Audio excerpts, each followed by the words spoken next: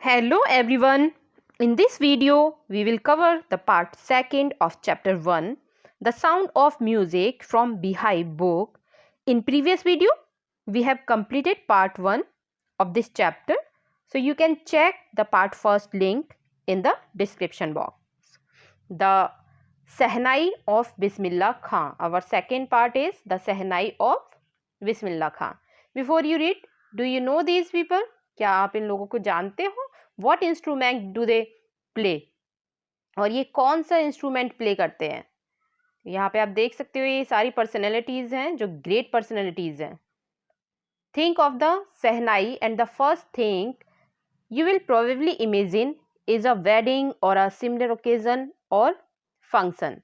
The next would probably be Ustad Bismillah Khan, the Sehnai maestro playing this instrument.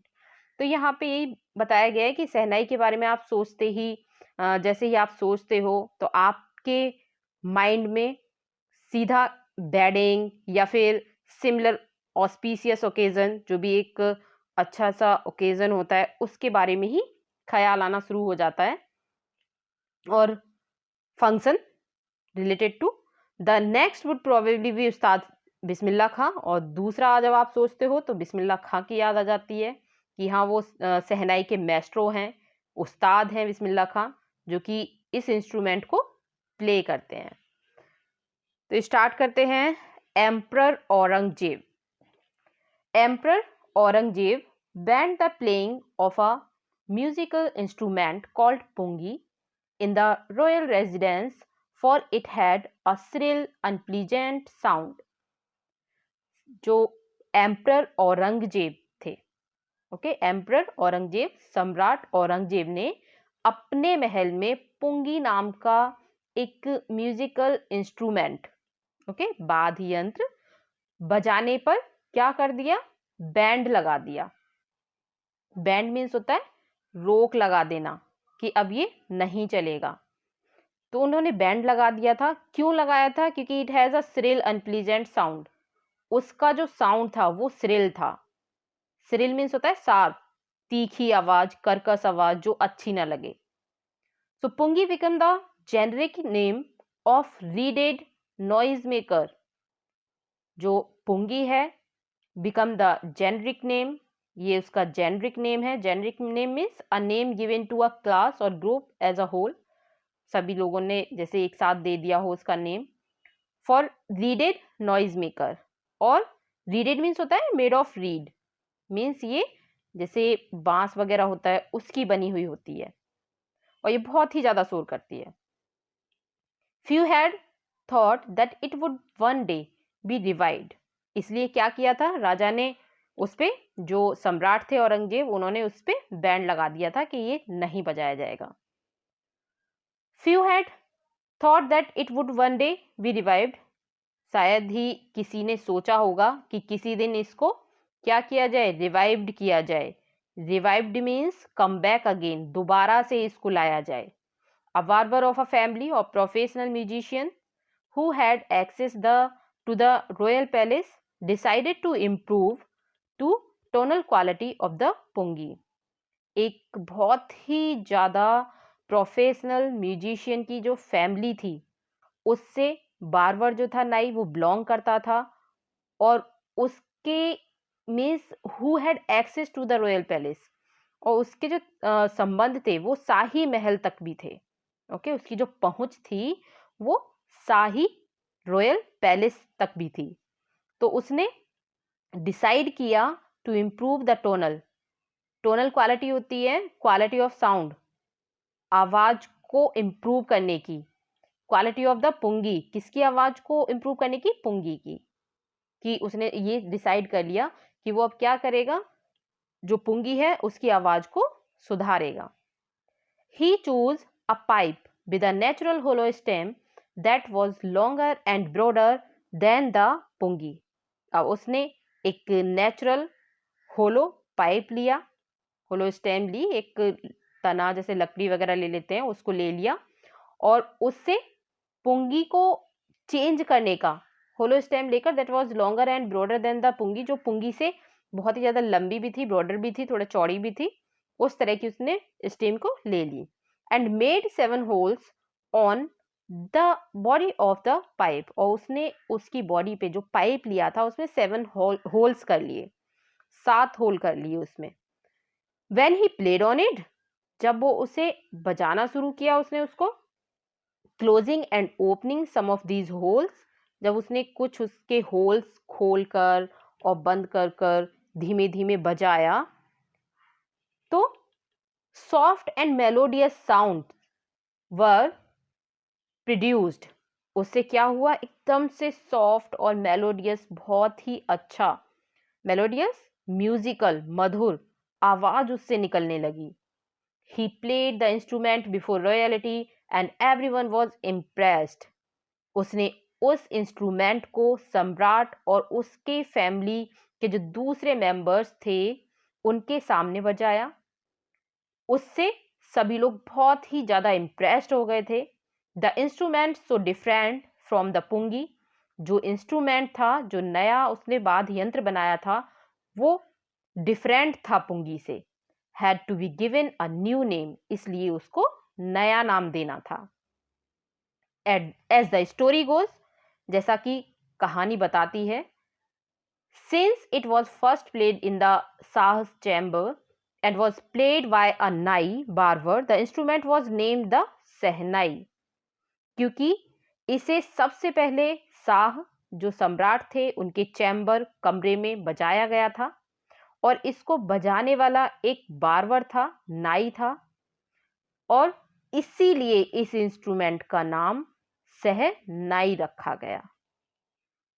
नीचे pictures हैं, आप देख सकते हो पुंगी और सहनाई की, टू डिफरेंट इंस्ट्रूमेंट्स हैं। Second point, the sound of the shehnai begin to be considered auspicious. अब जो सहनाई का जो स्वर था, साउंड था, वो ऑस्पीसियस, ऑस्पीसियस मीन्स होता है कि गुड ओमन, ऑफ गुड ओमन, जैसे कि मंगलकारी काम होते हैं, शुभ काम होते हैं, उनके लिए समझा जाने लगा इसका जो साउंड था सहनाई का।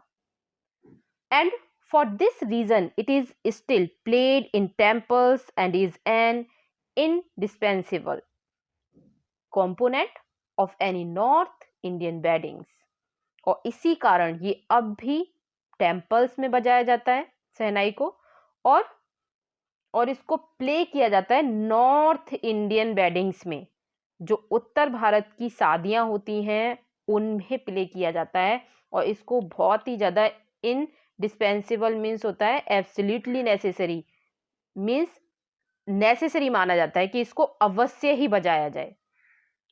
In the past the shehnai was part of the नौबत और traditional assembles of 9 instrument found at royal courts. पुराने समय में राजा के दरबार के जो भी पारस्परिक 9 यंत्र थे या फिर नौबत का अंक, ये होती थी सहनाई। ये भी उसको भी जो उसके 9 पार्ट्स थे उसमें सहनाई भी इंक्लूड थी। Till recently it was used only in temples and weddings. कुछ समय पहले तक इसका यूज केवल टेम्पल्स में या फिर वेडिंग्स में ही होता था। The credit for bringing this instrument on to the classical stage goes to Ustad Bismillah खां। लेकिन इसे क्लासिकल स्टेज, शास्त्रीय मंच पर लाने का जो क्रेडिट जाता है वो किसके लिए जाता है, केवल और केवल उस्ताद बिस्मिल्लाह खां को ही जाता है। As a 5-year-old Bismillah Khan played gilli डंडा near a pond in the ancient state of Dumraon in Bihar. 5 year की एज में बिस्मिल्लाह खां बिहार की प्राचीन रियासत, जो एंशियंट टाइम की उनकी जो ई स्टेट थी, ओके, रियासत जो होती हैं, डुमराव में एक पॉन्ड जो तालाब था उसके किनारे पर गिल्ली डंडा खेला करते थे। He would regularly go to the nearby Bihari ji temple to sing the Bhojpuri chaiti, at the end of which he would earn a big laddu weighing 1.25 kg, a prize given by the local Maharaj। और वो नियमित रूप से भोजपुरी चैत गाने के लिए उस मंदिर में, जो बिहारी जी का मंदिर था, वहां जाया करते थे। और इसके बाद में उनको जो वहां के लोकल महाराज थे, ठीक है, लोकल महाराज, वहां के स्थानीय जो महाराज थे, उनसे उन्हें 1.25 किलो का लड्डू इनाम में मिला करता था। दिस हैपेंड 80 years ago, और ये बात है 80 years पुरानी। And the little boy has travelled far to earn the highest civilian award in India, the Bharat Ratna. और उस छोटे से बालक ने, उस बच्चे ने इतनी उन्नति की और उन्हें भारत की सर्वश्रेष्ठ, सबसे अच्छी उपाधि सिविलियन अवार्ड इंडिया में और भारत रत्न से भी नवाजा गया। उनको भारत की सबसे सर्वश्रेष्ठ सिविलियन उपाधि भारत रत्न प्राप्त हुई। Born on March 21, 1916, Bismillah belongs to a well-known family of musicians from Bihar. 21 मार्च 1916 को इनका जन्म हुआ था, बिस्मिल्लाह खां का, और ये संबंध रखते थे बिहार के प्रसिद्ध, बहुत ही ज़्यादा well known family of musician, प्रसिद्ध संगीतज्ञों के परिवार से। His grandfather Rasool Bakhsh Khan was the shehnai nawaz of the Bhojpur king's court. उसके दादा रसूल बख्श खान भोजपुरी, जो वहाँ के वो थे, भोजपुरी किंग थे, राजा थे, उनके कोर्ट में सहनाई नवाज थे, सहनाई बजाया करते थे। हिज फादर पैगंबर बख्श, और उनके पिता Paigambar Bakhsh, and other paternal ancestors. Paternal means होता है फादरली, मैत्रिक, पैतृक जिसे बोलते हैं। एंसेस्टर्स पूर्वज, जैसे हमारे फोर फादर्स होते हैं, उनके लिए मतलब उनके जो फोर फादर्स थे, पूर्वज थे, वो भी महान, बहुत ही ज्यादा ग्रेट सहनाई वादक थे। Paternal ancestors were also great Sehnai players. The young boy took to music early in life. इस बच्चे ने, जो ये बिस्मिल्लाह खां है, उनके लिए यूज किया जा रहा है द यंग बॉय, इस बच्चे ने संगीत बहुत ही छोटी उम्र में ही सीखना शुरू कर दिया था। At the age of 3, when his mother took him to his maternal uncle's house in Benares, and Bismillah was fascinated watching his uncle practices the Sehnai. 3 साल की उम्र में ही इनकी जो माँ थी, वो इनके लिए उनके मामा के घर बनारस ले जाती थी, बनारस ले गई थी, ठीक है। मैटरनल अंकल मीन्स होता है जो हमारे मदर्स ब्रदर होते हैं, मामा, ओके, उनके घर ले गई थी Banaras. Bismillah was fascinated watching his uncles practise the shehnai, और बिस्मिल्लाह अपने मामा को सहनाई की प्रैक्टिस करते देखकर बहुत ही ज़्यादा फैसिनेटेड हो जाते थे, मीन्स चार्म, मोहित हो जाते थे। Soon, Bismillah started accompanying his uncle Ali Baksh to the Vishnu temple of Varanasi, where Baksh was employed to play the Sehnai. कुछ समय के बाद बिस्मिल्लाह ने अपने मामा अली बख्श खां के साथ वाराणसी के विष्णु जी के मंदिर में जाना शुरू कर दिया।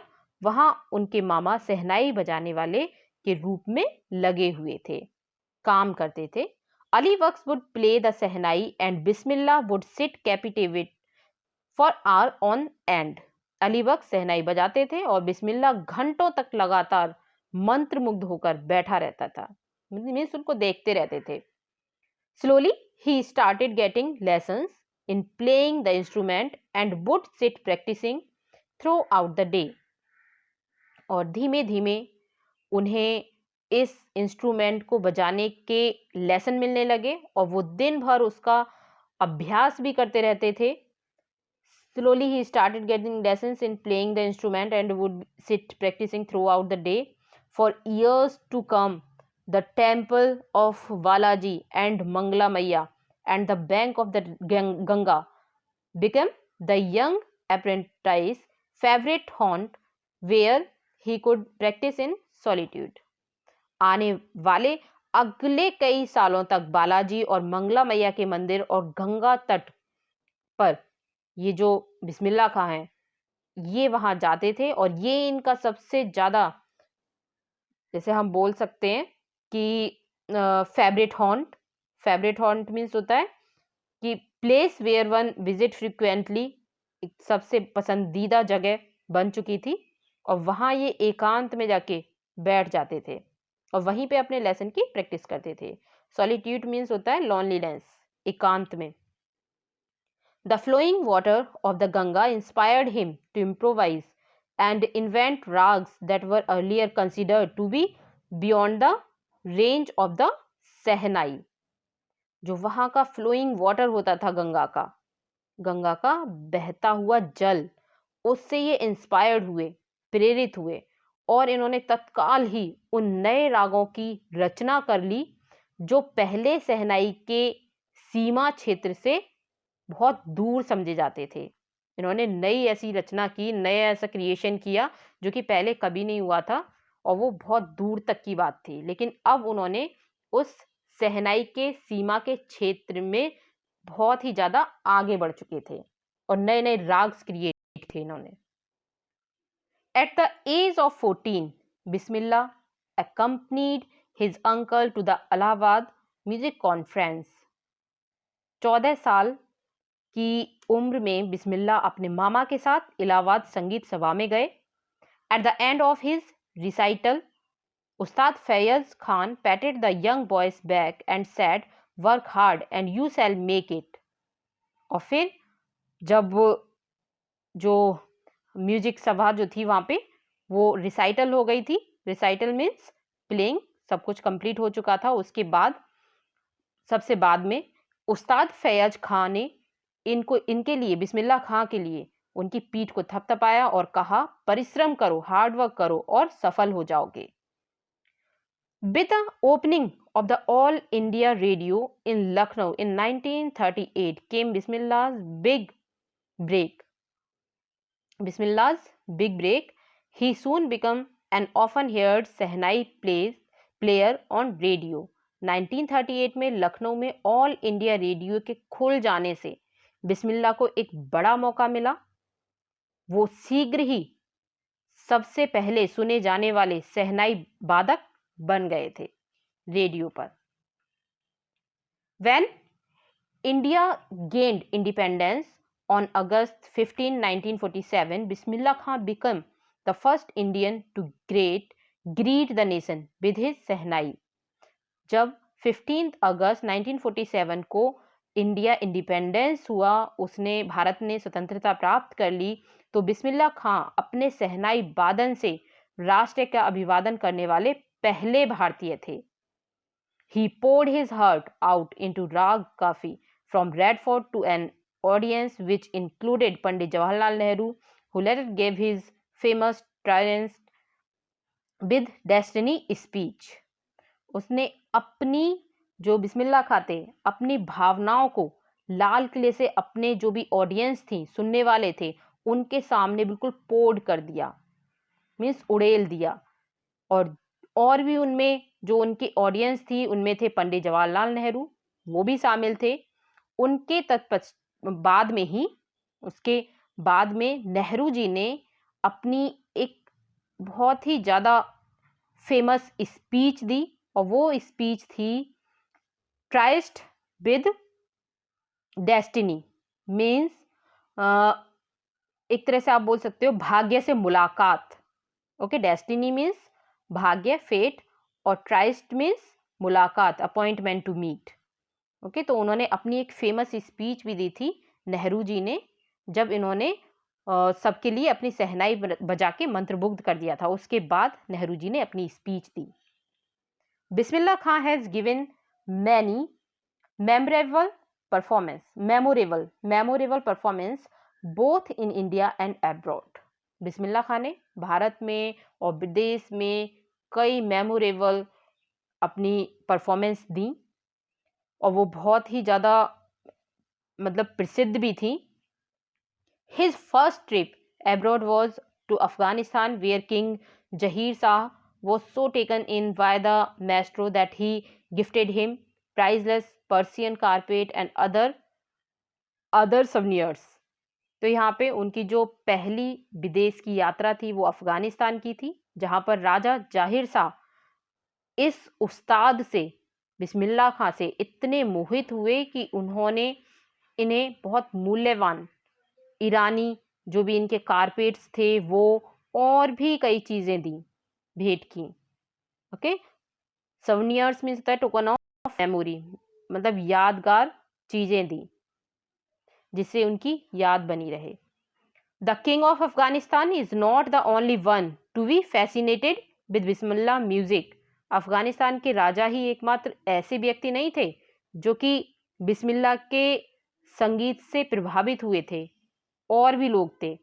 Film directors Vijay Bhatt was so impressed after hearing Bismillah's play at a festival that he named a film after the instrument called गूंज उठी सहनाई. फिल्म निर्देशक विजय भट्ट एक मेले में बिस्मिल्लाह का जो म्यूजिक था वो सुनकर इतना प्रभावित हुए कि उन्होंने फिल्म का नाम इस इंस्ट्रूमेंट पर रखा, गूंज उठी सहनाई. द फिल्म वॉज, जो फिल्म थी वो बहुत ही ज़्यादा हिट हुई. ये जो फिल्म थी वो बहुत हिट हुई. And one of Bismillah Khan composition, और एक बिस्मिल्लाह की रचना भी थी, कंपोजिशन था, उसका नाम था दिल का खिलौना है टूट गया. Turn out to be a nation wide chart buster. और बिस्मिल्लाह की एक रचना जो कि दिल का खिलौना है टूट गया, इसने देश भर का रिकॉर्ड तोड़ दिया. Chart busters, record breaker, record तोड़ने वाला बन गया था ये कंपोजिशन इनकी.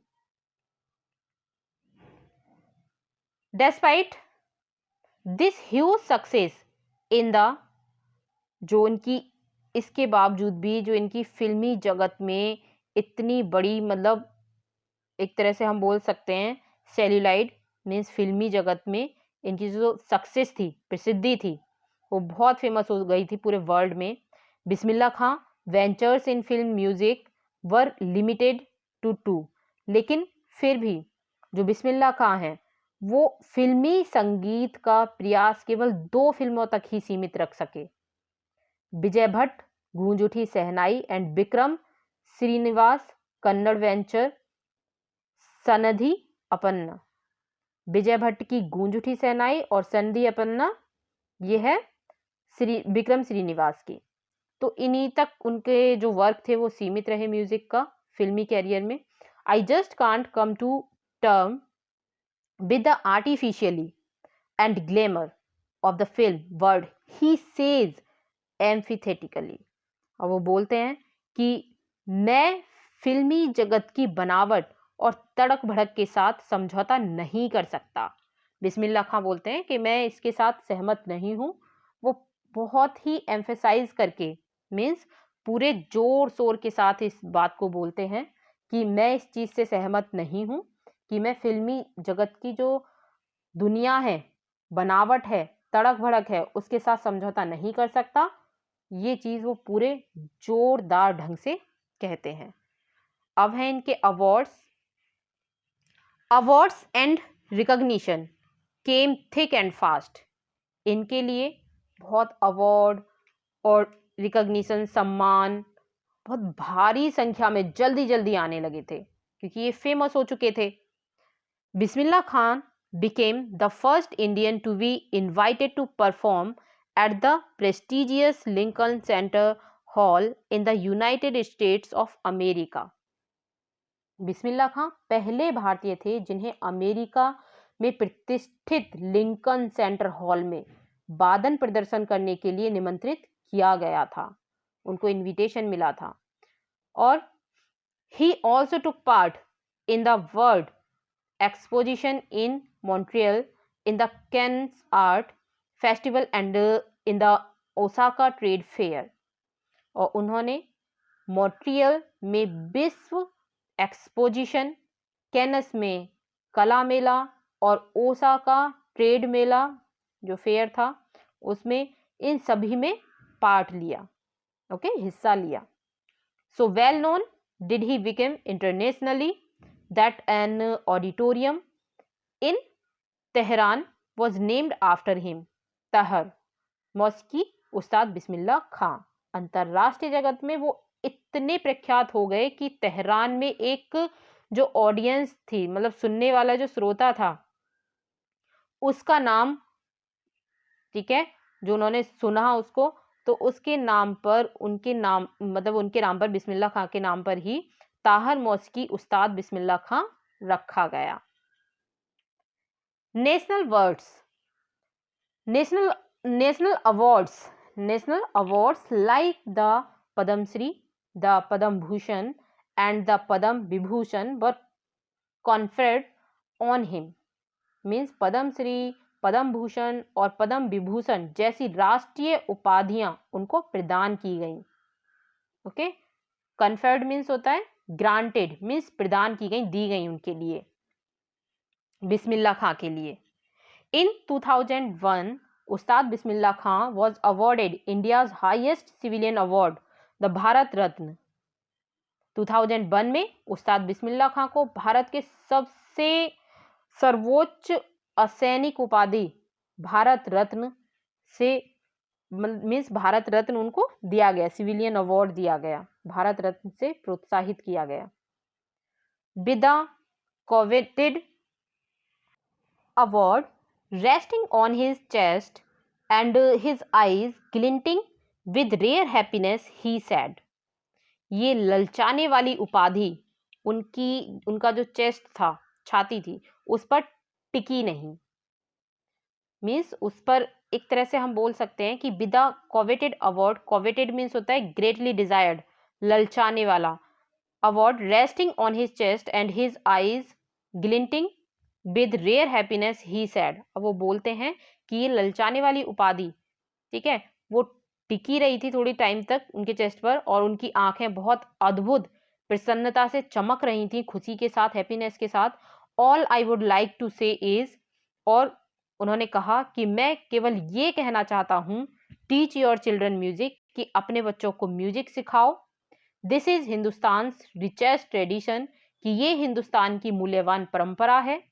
Even the west is now coming to learn our music.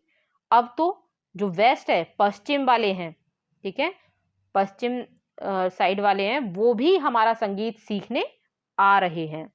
तो आप भी अपने बच्चों को म्यूजिक सिखाओ, ये उनका कहना था.